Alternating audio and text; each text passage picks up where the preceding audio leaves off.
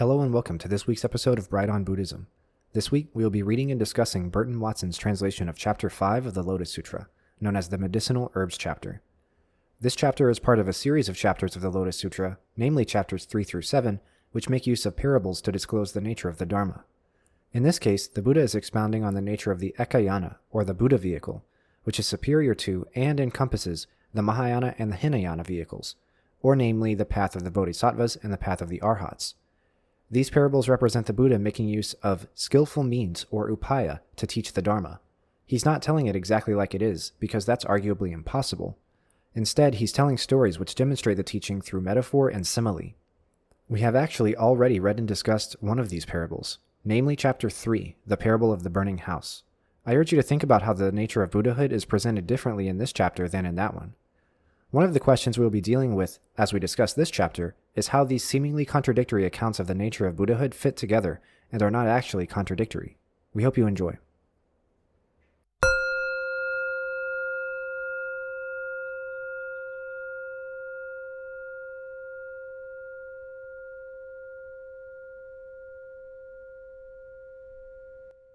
At that time, the world-honored one said to Mahakāshyapa and the other major disciples, "Excellent, excellent Kāshyapa. You have given an excellent description of the true blessings of the Thus Come One. It is just as you have said. The Thus Come One indeed has immeasurable, boundless asamkhyas of blessings, and though you and the others were to spend immeasurable millions of kalpas in the effort, you could never finish describing them. Kāshyapa, you should understand this. The Thus Come One is king of the doctrines. In what he preaches, there is nothing that is vain. With regard to all the various doctrines, he employs wisdom as an expedient means in expounding them. Therefore, the doctrines that he expounds all extend to the point where there is comprehensive wisdom. The Thus Come One observes and understands the end to which all doctrines tend, and he also understands the workings of the deepest mind of all living beings, penetrating them completely and without hindrance. And with regard to the doctrines, he is thoroughly enlightened, and he reveals to living beings the totality of wisdom. Kāshyapa, it is like the plants and trees, thickets and groves, and the medicinal herbs, widely ranging in variety, each with its own name and hue, that grow in the hills and streams, the valleys and different soils of the 1,000,000,000-fold world. Dense clouds spread over them, covering the entire 1,000,000,000-fold world, and in one moment, saturating it all.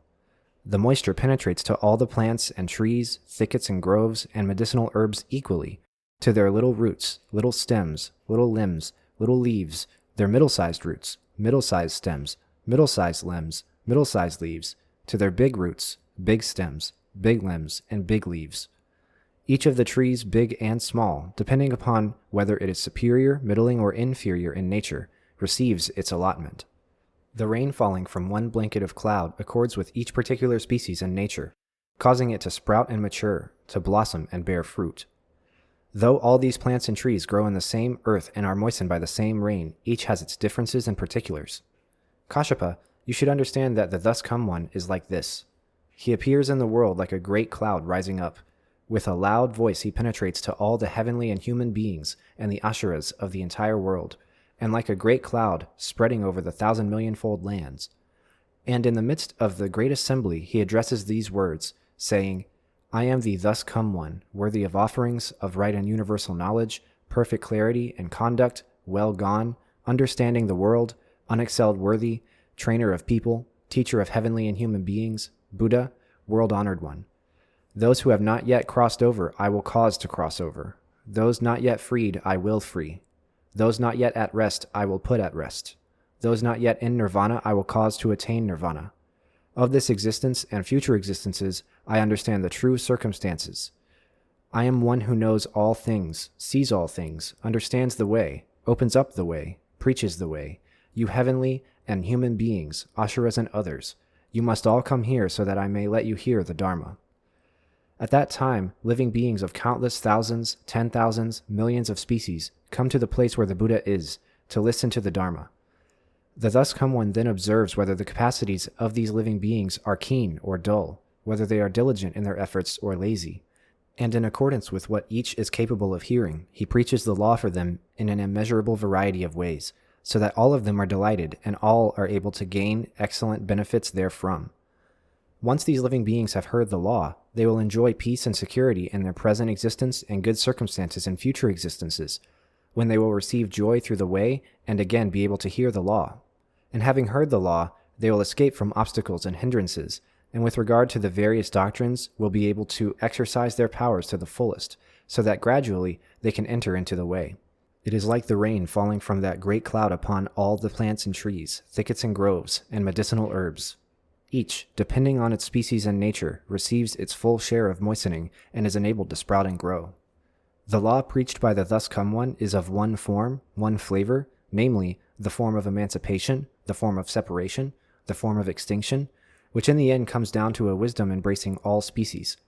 When the living beings hear the law of the Thus Come One, though they may embrace, read, and recite it, and practice it as it dictates, they themselves do not realize or understand the blessings they are gaining thereby.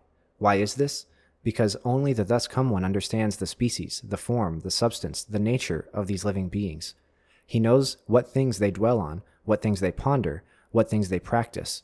He knows what law they dwell on, what law they ponder, what law they practice, through what law they attain what law. Living beings exist in a variety of environments, but only the Thus Come One sees the true circumstances and fully understands them without hindrance. It is like those plants and trees, thickets and groves, and medicinal herbs, which do not themselves know whether they are superior, middling, or inferior in nature. But the Thus Come One knows that this is the law of one form, one flavor, namely, the form of emancipation, the form of separation, the form of extinction, the form of ultimate nirvana, of constant tranquility and extinction, which in the end finds its destination in emptiness.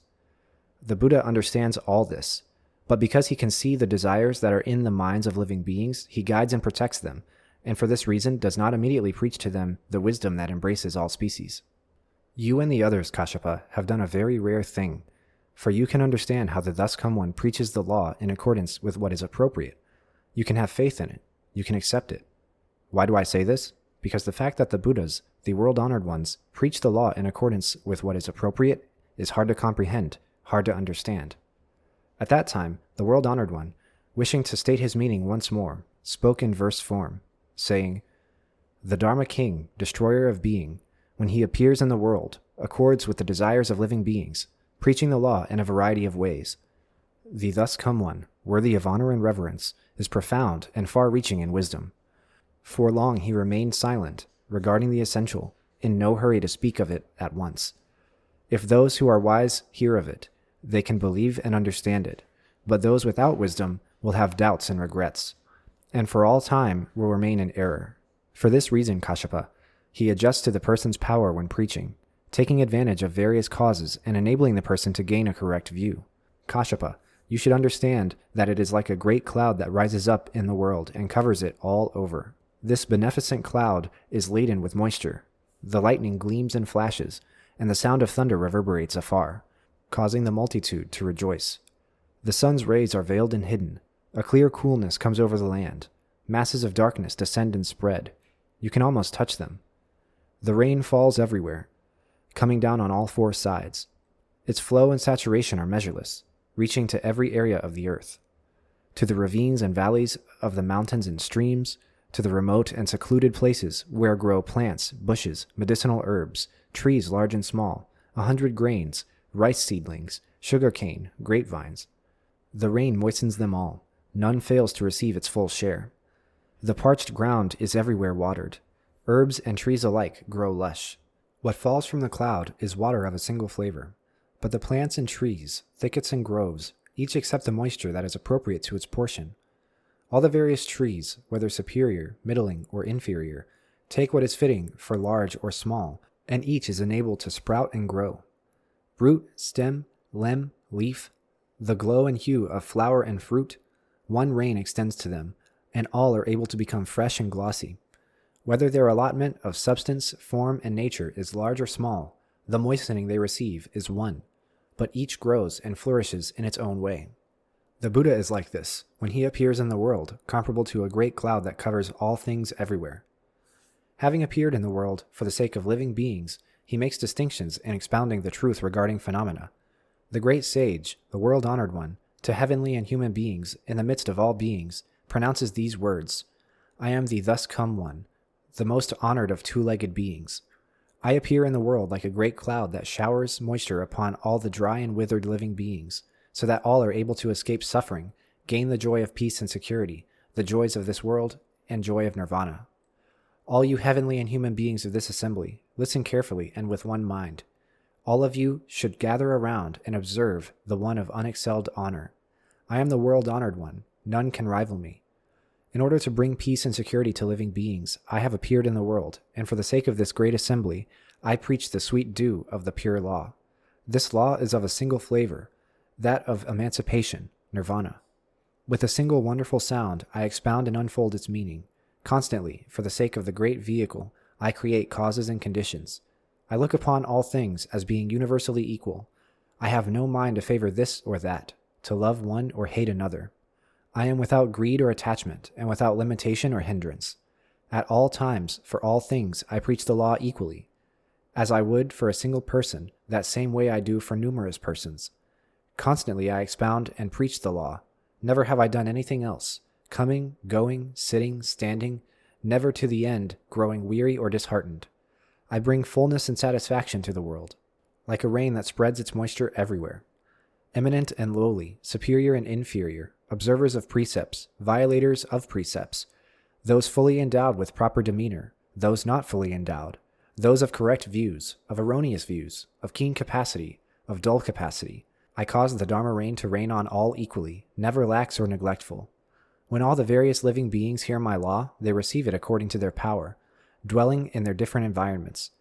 Some inhabit the realm of human and heavenly beings, of wheel-turning sage kings, Shakra, Brahma, and the other kings. These are the inferior medicinal herbs. Some understand the law of no outflows, are able to attain nirvana, to acquire the 6 transcendental powers, and gain in particular the 3 understandings, or live alone in mountain forests, constantly practicing meditation and gaining the enlightenment of Pratyeka Buddhas. These are the middling medicinal herbs. Still others seek the place of the world-honored one, convinced that they can become Buddhas, putting forth diligent effort and practicing meditation. These are the superior medicinal herbs.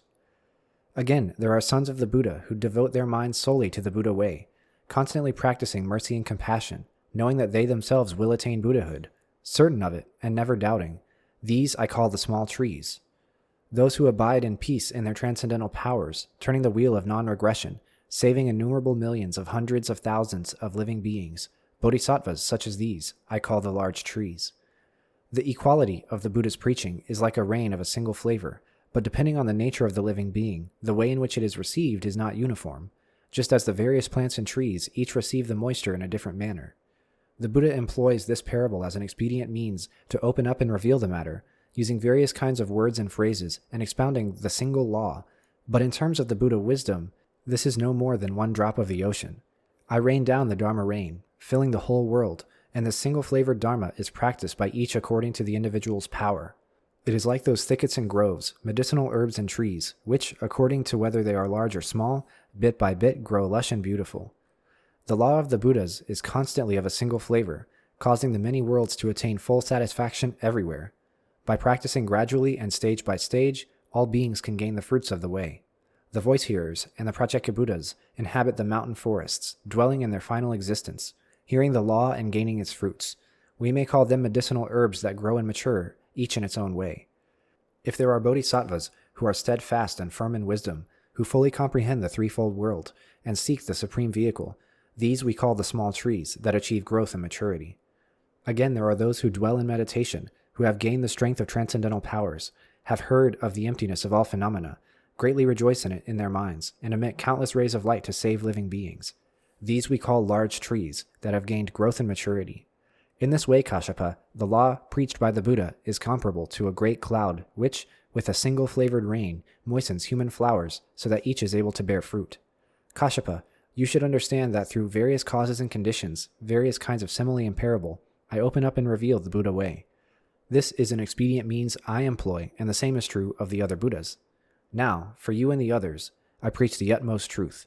None in the multitude of voice hearers has entered the stage of extinction. What you are practicing is the Bodhisattva way, and as you gradually advance in practice and learning, you are all certain to attain Buddhahood.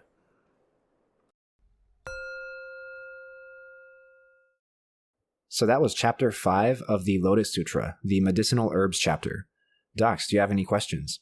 So, to start out with, more observations than questions. So, the previous part of the Lotus Sutra that we read was the parable of the burning house. That was chapter 3, question mark? That's right.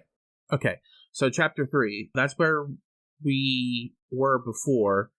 And in that parable, the Buddha is personified, like he is a character in a story. He is a person that has agency. In this chapter, he is much more of a force of nature. He is the rain. He is providing sustenance to everything that he's touching. More of a force than a person, it seems. I note that it at least talks about treating all of the different herbs equally, but it also kind of doesn't.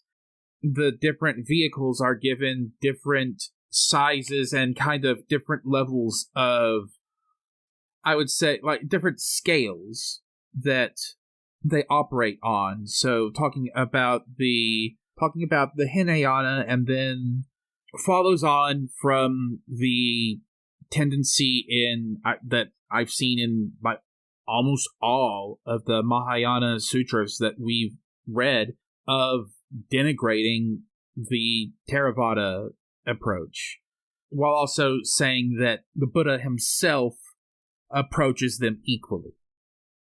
Yeah, I'm really glad that you brought up the issue of not only the different paths being afforded like a different level of understanding and a different scale to which they receive the teaching that they're given, but also that he's not really a character in the story. Because those are really the two major themes that we see in here that are actually not entirely different from chapter 3, but are presented in a different way than the themes and the idea that we saw in chapter 3. So to address the lack of the Buddha as a character, we see in this chapter that he is shown as being singular and non-dual and as one with the Dharma. And that's not actually like a passive thing. Like that's not something that we have really seen before, chronologically speaking, I mean, in other sutras. So the Pali Canon doesn't actually frequently, if ever, make the argument that the Buddha and the Dharma are the same thing. Right? Whenever the Buddha becomes the Dharma actually becomes sentient. It becomes intelligent. It becomes able to act upon the world in a particular way, because it's afforded all of the qualities that Siddhartha Gautama, the man, has, right? And these include omniscience, omnipotence, omnipresence, etc., etc., etc. In Theravada, the omniscience portion functions as a teaching tool, right? The Bodhisattva path is not completely absent from the Theravada tradition. It's actually just one that they don't think is actually very realistically possible for most people to do, for most people to undertake. And that's why they teach the Arhat path, right? A bodhisattva is always an ideal and is still very much respected and venerated. For example, there's statues of Guan Yin in Theravada temples and so on. But they believe that the bodhisattva path is more difficult and takes longer to get to. But whenever these Buddha paths and the Dharma and the teaching are regarded as one, then that kind of makes it a lot more discriminatory, actually. Because the Buddha, as we see in this text, he doesn't really value the Hinayana, the Pratyeka Buddhas, the Arhats, or even really like any kind of lower enlightenment that much at all. He, of course, approaches them and rains Dharma on them all the same, but at the same time, they're not really actually taking up as much of what he is putting down, if that makes sense. So this denigration is almost like saying, it's not me, the Buddha, that regards you as being inferior. It's actually like the nature of the universe that it is this way. And the Dharma acts upon you in that way because your inferiority is due to your karma. It's due to your inability, due to your past karma, to break free of karmic bonds, to accelerate your traversing of the path, your traveling on the path, and actually get to a higher level of enlightenment, like that of the bodhisattvas and the Buddhas. And so you're still getting the same thing everybody else is getting, but it's actually your fault that you're not able to make as much use of it as everybody else is. So that's kind of an interesting distinction that's broken down specifically in this chapter, and not in the chapter of the burning house, and certainly also not in any other parable or story or sutra that we had seen that came about in history before the Lotus Sutra. You brought up another point as well. There was the absence of the Buddha as a character, but what was the other one? It had to do with the different plants that they were? Is that what it was? Yeah, I think you covered that at the beginning of that, where I was observing the cross-nominal sniping that I've complained about before. It's interesting how much of that has gotten written into the holy texts for these religions. We're seeing religious politics getting written into the religion, but it seems to be much more common among the Mahayana texts here. But that also might be me not being very well read in religion. I don't know. Well, I think that the historical origin for a lot of this sniping has to do with different doctrinal interpretations among different monks and monasteries and groups that are followers of the Buddha, who are taking their opportunity in the centuries after his death to sort of write in his voice. And that's why there are some branches of Buddhism that actually argue that the Heart Sutra, the Lotus Sutra, and all these other sutras are apocryphal. They argue that these were authored in the Buddha's voice as a means of putting down the mainstream, so to speak, as a means of reforming the Buddhist institution in the few centuries before the turn of the millennium and shortly after. And so what we might be seeing here is that everybody that writes something down in this regard, in this canon, everybody who gets a seat at the table of this Buddhist canon, this newly forming Taisho canon, they want to say that the teaching that they are writing down is the superior teaching and that everybody else has it wrong.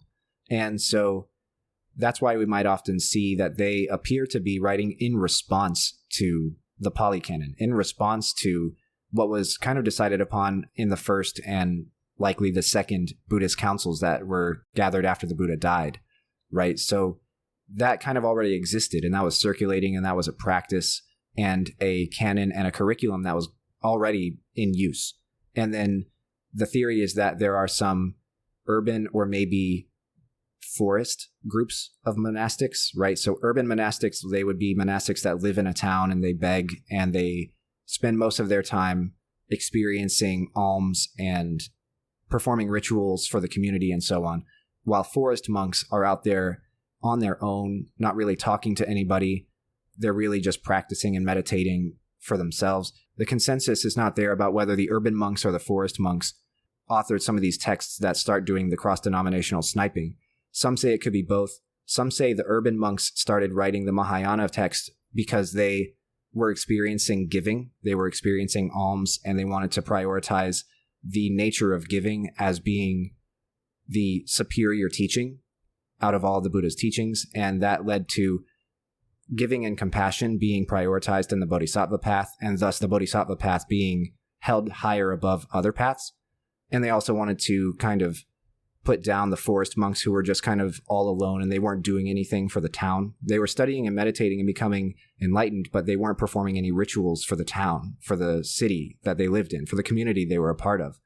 And so that's one theory. The other theory is that the forest monks started writing these things because they saw that the urban monks were getting kind of a little too wealthy, actually. They were getting too much money from the donations of the community. And so because of that, they were getting kind of distant and far away from the actual teaching because they got clouded by material wealth and possessions. And so some say that the forest monks were the ones that ended up writing these Mahayana texts to put those guys down. And some people hypothesize that it was both that kind of did this strictly along doctrinal and practical lines. And so the idea of who actually wrote these texts and why is still a mystery to us, but we do know that it was people writing in the Buddha's voice long after he had died, and they were aiming to establish their legitimacy and superiority in terms of doctrine and in terms of ritual functions and community functions and in terms of popular appeal. The thing about the Bodhisattva path that likely led to the development and the popularity of these sutras regardless of whether they were apocryphal or not, is that they saw it as being amenable to the householder lifestyle, as being much closer to what lay people could do and strive for in their own lives, right? If you remember the Vimalakirti Sutra, that one argues that the actual bodhisattva ideal is to be where the suffering is rather than avoid it in a monastic sense, so that you can actually address the suffering in the world as it is. And that kind of leads to the bodhisattva ideal being democratized in some senses. Whereas other times in other sutras that come before this, before the Vimalakirti Sutra, before the Lotus Sutra, you start to see the bodhisattva path talked about as though these people should be isolated and protected more than your average monk. These people should be studying harder, meditating harder, and should not be engaging in worldly things at all, because they don't need to be involved with that. That will only slow them down. That will only keep them from accomplishing their task of saving all sentient beings. That's something that actually the Lotus Sutra sometimes mentions, is that bodhisattvas should only go into town with a friend to make sure that they don't get distracted or get into any thoughts about them being a bodhisattva or into any thoughts of desire, so on and so forth. So this kind of issue is very complicated in terms of early sectarian Buddhism and also in terms of popular appeal and also the cultural place and function of the monastic community in India and Nepal and so on. Interesting. So the denominations of Buddhism that are talking about the Lotus Sutra, Heart Sutra, etc. as being apocryphal, we've been reading the Mahayana texts that have that denominational divide really thoroughly baked into its core. The Theravada texts would be more relying on older texts that didn't have any Mahayana text to respond to. We don't see their side of this sectarian divide as much. That's absolutely right. I think that the reason why the Mahayana texts are prioritized both here on the show, of course, but also just in general in the scholarship and in the popular Buddhist imagination is that, apocryphal or not, unfortunately, with all of the denominational sniping included, they became the ones that were the most popular. I mean, the vast majority of people who are self-identifying Buddhists in the modern era and also for much of history have identified with the Mahayana organization. And for that reason, the Mahayana texts were the ones that were picked up for translation by Westerners during the colonial encounter. And also, they are the ones that were observed and practiced by the Mahayana Buddhist institutions that we saw the most of in East Asia. And also, these texts are actually a lot more accessible because thanks to their possible nature as being apocryphal, usually we find them in Chinese or in Japanese or in ancient Chinese. And that's actually more accessible for modern Chinese people to read and translate than in some cases it is modern Indian people or, of course, Westerners to read and translate Sanskrit and Pali. The texts that we've talked about so far, even if they're not apocryphal, sometimes we've had to say they're not preserved in Sanskrit because they just didn't have as good technology or as good of an environment for paper preservation as China did in ancient times. And so the Mahayana texts are the ones that survived, the ones that got popular, the ones that we can access more easily, and therefore the ones that are more translated and the ones that are more studied. And I think that the Pali Canon gets left behind a lot.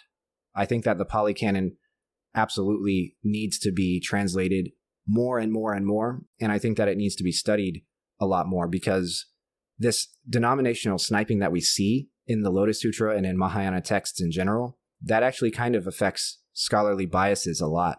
There's a lot of scholarly bias that essentially is a result of people believing these sutras when they read them.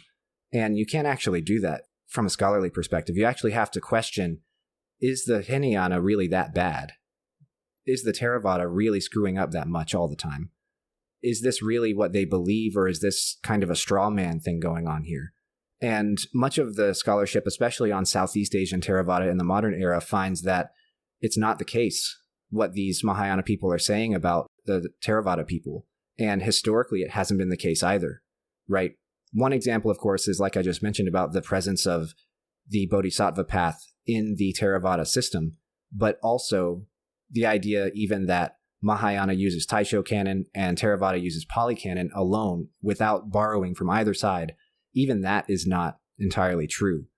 There are some texts and some sutras in the Mahayana canons that are adopted and used by Theravada and vice versa. So I think that there is a lot of problematizing of the divide between Theravada and Mahayana in the modern era and also in history that needs to be done still by means of translating these sutras and studying them at a scholarly level. A fair portion of this sutra is talking about how important skillful means and the perception that comes with being a Buddha is to correctly preaching the Dharma. Absolutely, yeah. The Buddha here claims that he really only preaches one thing. And because he uses skillful means to do so, it's kind of consumed and understood differently by everybody. And this is actually a break-off from the chapter 3 message, which is that the Buddha vehicle that he's talking about in this Lotus Sutra is one separate vehicle. It is the fourth vehicle, right? There's the Arhats, Bodhisattvas, and Pratyeka Buddhas, and they all have these vehicles which have jewels and riches and stuff, but there is a whole other one which is better, which has even more wealth and riches on it, and that's the one that everybody should go for, right? In this, what we're seeing is that these three other vehicles, the Arhat, the Pratyeka Buddha, the Bodhisattva, they exist because of people misunderstanding what the Buddha is saying, even though he's saying the same thing all the time. So a question that runs through the entire Lotus Sutra, especially this section, are there 3 vehicles, or are there 3 plus 1 vehicles, or are there 4 vehicles, or is there 1 vehicle? That is not super clear, right? Because here we're seeing that the Buddha is arguing that the 1 vehicle encompasses the entire set of 3. There is 1 Dharma. The Buddha preaches 1 thing only. And in other chapters, we've seen actually he's preaching 4 things, and he's only started preaching the 4th thing in this text. So it's kind of complicated to say how many vehicles are there and why are there that number of vehicles. This particular chapter is an interesting contrast from what we just saw in chapter 3.